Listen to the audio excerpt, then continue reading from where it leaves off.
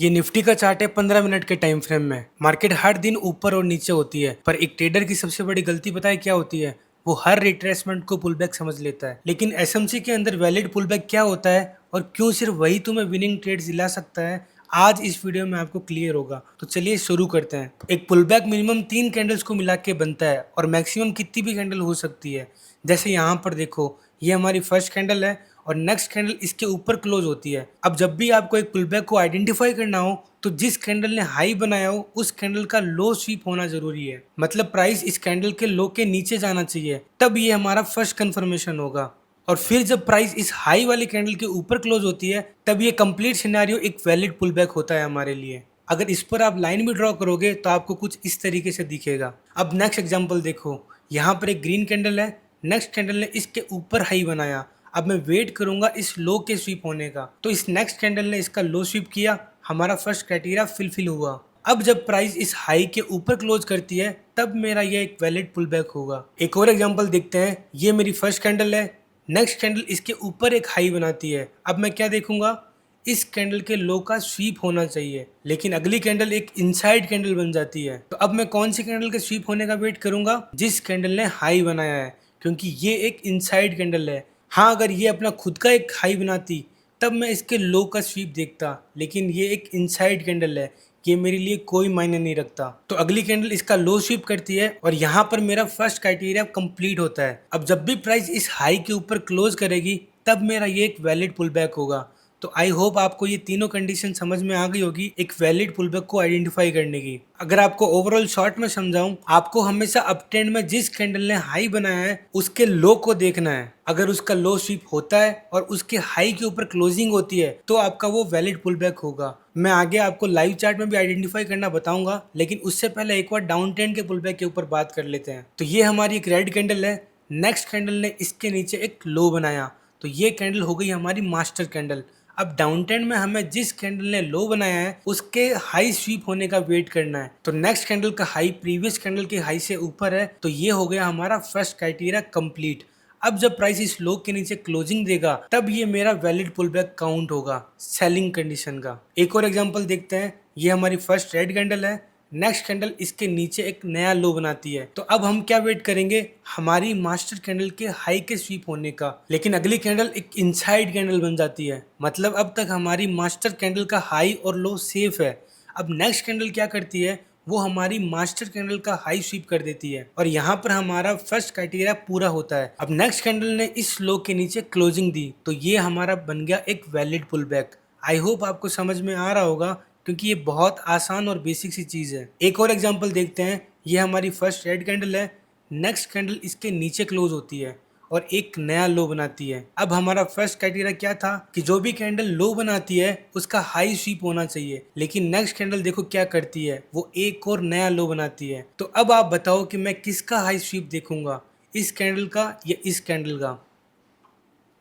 मैं इस कैंडल के हाई का स्वीप देखूंगा। क्यों? क्योंकि ये अपने आप में एक एक्सटर्नल कैंडल है, इसने अपना एक लो बनाया है, तो मैं इसके हाई स्वीप होने का वेट करूंगा। तो अब यहाँ पर देखो, आप इस कैंडल ने हाई भी स्वीप कर दिया और लो भी स्वीप कर दिया। तो अब आपको एक चीज ध्यान रखनी है कि इस कैंडल ने इस कैंडल का हाई स्वीप किया है क्या। जैसा आपको यहाँ पे दिख रहा है कि हाँ हाई स्वीप हुआ है, तो ये हमारा फर्स्ट क्राइटेरिया फुलफिल होता है। अब जब प्राइस इस नए लो के नीचे क्लोजिंग देगी तो ये मेरा एक वैलिड पुलबैक होगा। आई होप आपको अब समझ में आ गया होगा अच्छे से कि अप ट्रेंड में हमें जिस कैंडल ने हाई बनाया है उसका लो स्वीप देखना है और डाउन ट्रेंड में हमें जिस कैंडल ने लो बनाया है उसका हाई स्वीप देखना है। तो अब रियल मार्केट में पुलबैक को आइडेंटिफाई करना सीखते हैं। और यहाँ पर मैंने निफ्टी 50 का चार्ट खोला है 15 मिनट के टाइम फ्रेम में। तो बिल्कुल स्टार्ट से स्टार्ट करते हैं। मैं आपको बता देता हूँ पहले मार्केट में क्या हुआ है। मार्केट 14 अगस्त को यहाँ पे था और 18 अगस्त को मंडे को मार्केट एक गैप अप खुलता है।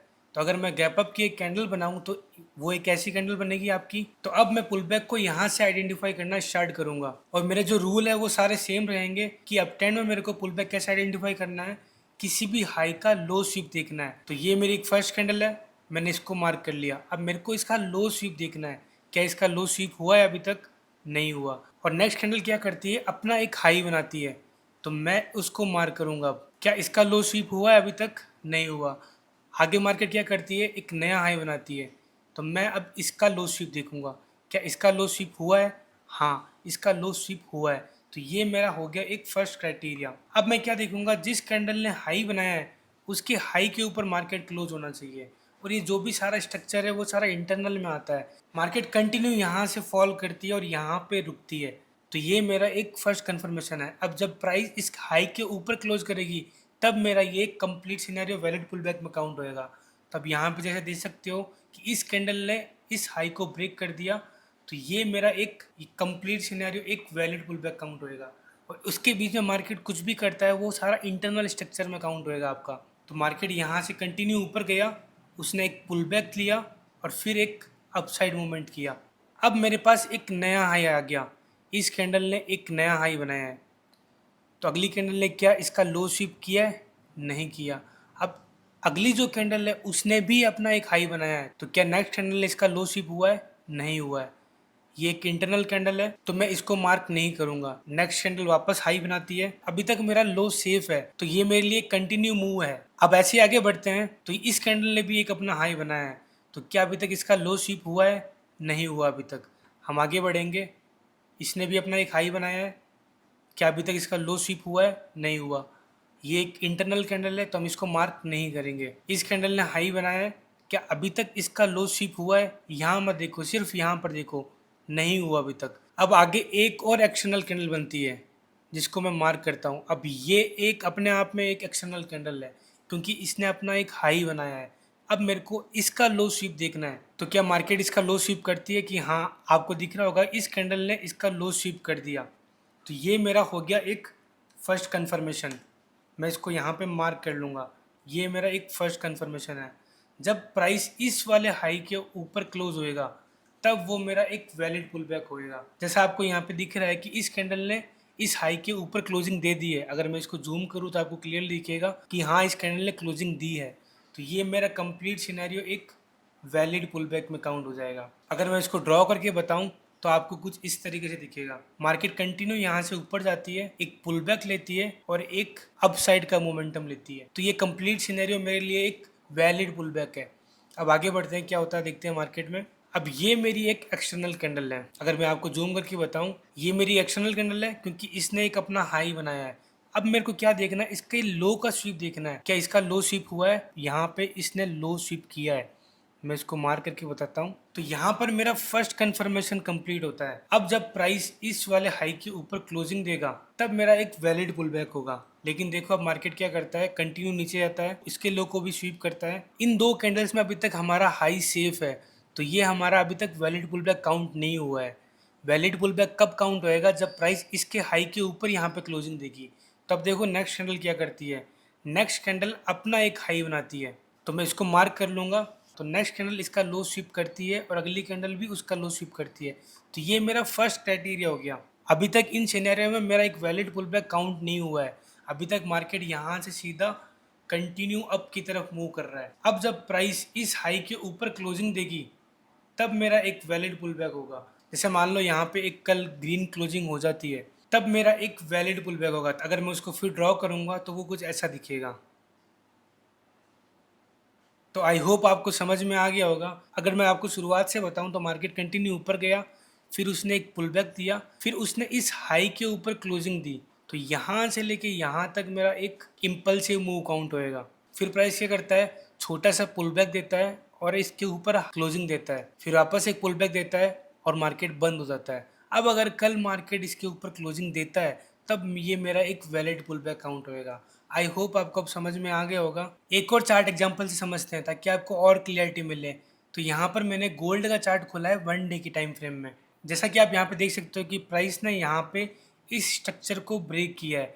तो हम यहाँ से पुल बैक को आइडेंटिफाई करना स्टार्ट करेंगे। तो ये कैंडल हो गई हमारी फर्स्ट कैंडल। अब मेरे को क्या देखना है, मेरा रूल एकदम सिंपल है। अब ट्रेंड में अगर मेरे को कोई पुल बैक देखना है तो जिस कैंडल ने हाई बनाया है उसका लो स्वीप होना चाहिए। तो क्या इसका लो स्वीप हुआ है? नहीं हुआ है। तो मैं क्या करूँगा, मैं अगली कैंडल का लो स्वीप देखूंगा। तो प्राइस एक नया हाई बनाता है। क्या इसका लो स्वीप हुआ है? हाँ, इसका लो स्वीप हुआ है, लेकिन इसका हाई भी स्वीप हुआ है। जैसा मैंने वीडियो के फर्स्ट पार्ट में आपको बताया था कि आपको अगर वैलिड पुल बैक को देखना है तो आपको सिर्फ एक क्वेश्चन का पूछना है, क्या इस कैंडल ने इस कैंडल का लो स्वीप किया है क्या?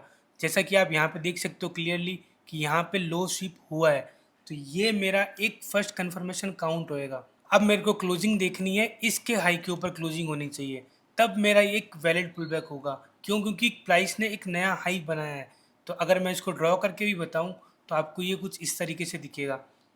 यहाँ से मार्केट कंटिन्यू ऊपर गया, प्राइस ने पुल बैक लिया और ये एक अपसाइड एक मूव किया।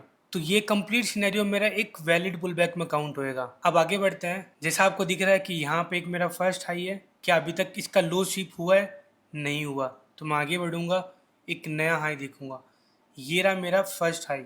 क्या इसका लो स्वीप हुआ है? अगर आप देखोगे कि इस कैंडल ने इसका लो स्वीप किया है, तो ये मेरा हो गया फर्स्ट कन्फर्मेशन।